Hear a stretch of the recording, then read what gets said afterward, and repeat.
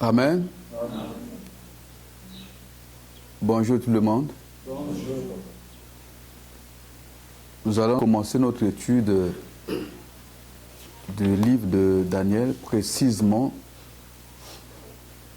de ce personnage qu'on appelle Daniel.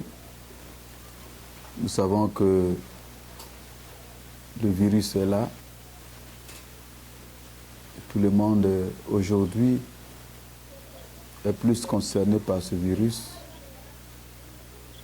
Le virus là ne peut pas avaler toute la vie des enfants de Dieu. La Bible doit être enseignée, doit être prêchée. On ne doit pas uniquement parler du Covid. On doit faire des rappels, mais on doit également parler d'autres choses qui concernent la vie chrétienne. Donc nous allons commencer notre étude qui est centrée sur le personnage biblique qu'on appelle Daniel. Nous avons trouvé que Daniel est un personnage équilibré, qui est une source d'édification, d'inspiration, qui va être une bénédiction pour la vie des chrétiens. Daniel, son nom signifie « Dieu ou l'Éternel est mon juge ». Dans son jeune âge, il a subi la déportation et voilà qu'il se retrouve à Babylone.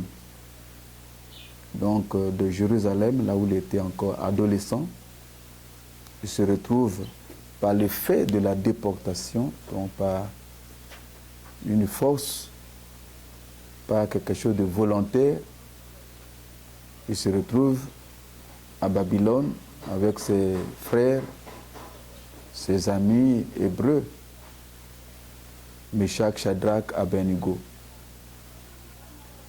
Et quand il se retrouve là-bas, à Babylone, il a été choisi comme les gens qui devaient être dans la cour royale, de par son intelligence, son niveau d'instruction, sa beauté extérieure. Tout cela a constitué les éléments qui ont favorisé le choix de Daniel sur le plan humain.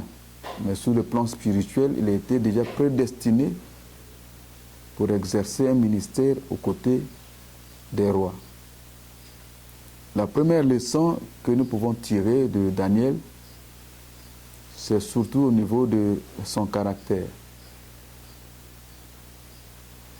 Quand je dis que Daniel c'est un homme équilibré, parce que Daniel,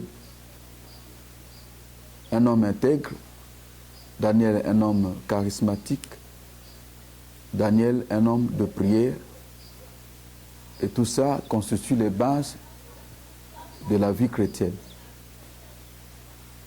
Donc, quand nous lisons le verset 4 de Daniel, c'est là où nous avons quelques éléments qui constituent la force du caractère de Daniel, le chapitre 6.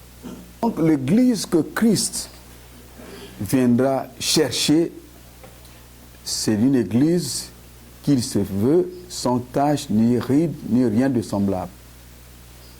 Donc une église parfaite.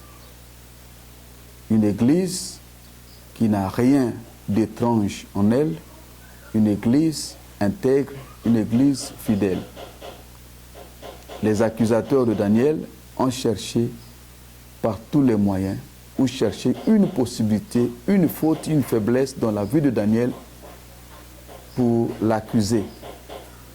La Bible dit clairement, ils n'ont pas trouvé une occasion, ils n'ont pas trouvé un seul élément, une seule faiblesse pour se servir comme moyen pour coincer ou bien accuser Daniel.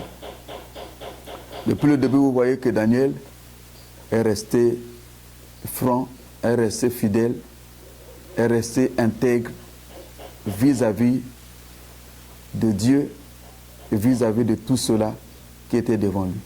Vous savez, la situation historique, Daniel ici ne se trouve pas chez lui, dans son pays. On est toujours fort chez toi. On a toujours la force lorsqu'on est chez toi. On a les amis, on a les parents, on a les oncles. On peut avoir un secours. On peut aller voir quelqu'un qui peut vous aider, qui peut intervenir dans vos situations les plus même difficiles. Mais se trouve où? Se trouve à Babylone, où le roi, en ce moment-là, était un roi féroce, un roi méchant, et qui avait la plénitude du pouvoir de tuer ou de laisser vivre. Il se trouve là, mais c'est un jeune brave et intègre. La première des choses, il refuse de se souiller des mains du roi et de son vin.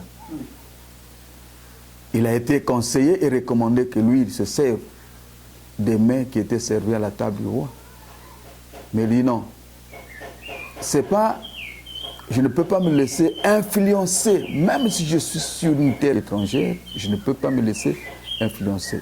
Il a refusé de manger les mains du roi et ni boire son vin.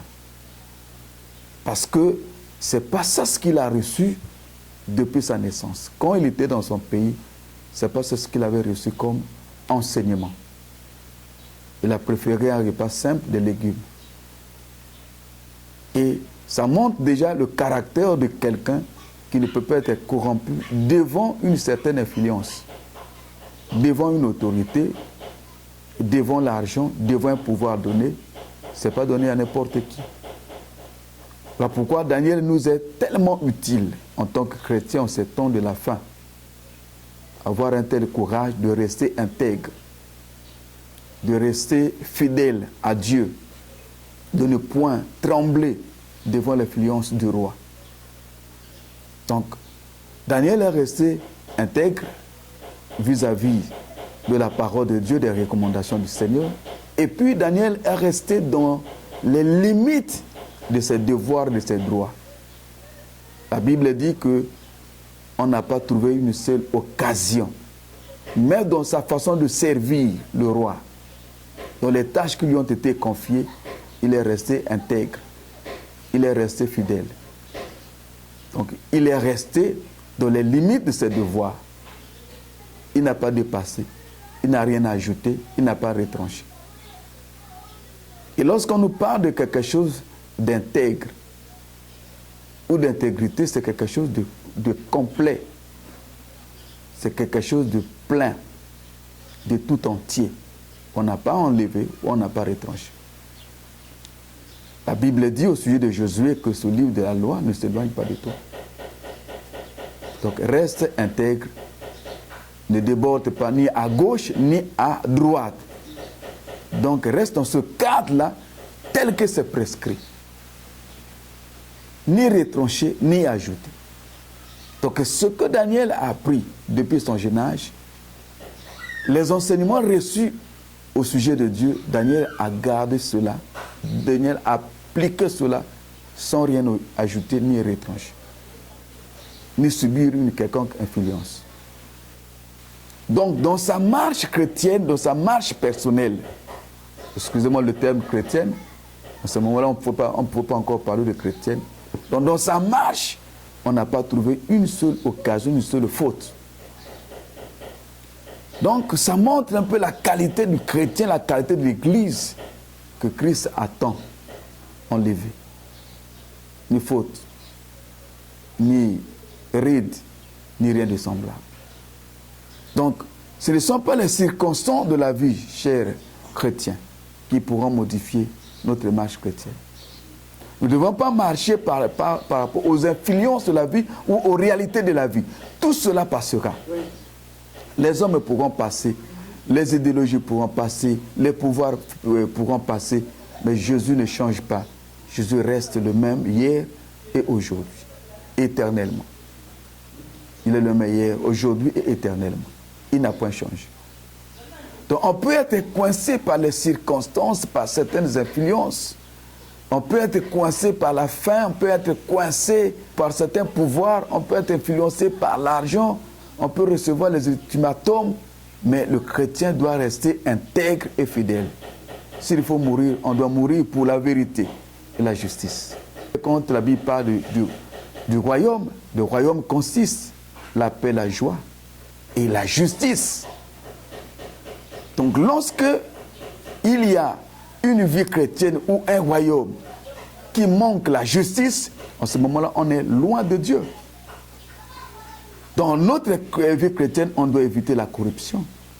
On doit vivre une vie chrétienne saine, une vie chrétienne pure, une vie chrétienne honnête, une vie chrétienne éloignée de l'hypocrisie. Parce qu'il y a un juste juge, le Dieu du ciel, et qui viendra.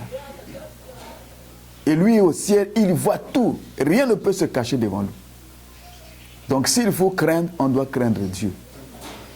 Donc notre comportement, notre attitude, notre caractère doit être façonné par rapport au juste juge, par rapport à Dieu. Bien-aimés dans le Seigneur, le monde est corrompu. Nous sommes ici sur terre pour un temps. Nous voulons faire une histoire avec Christ, une histoire vraie, une histoire juste.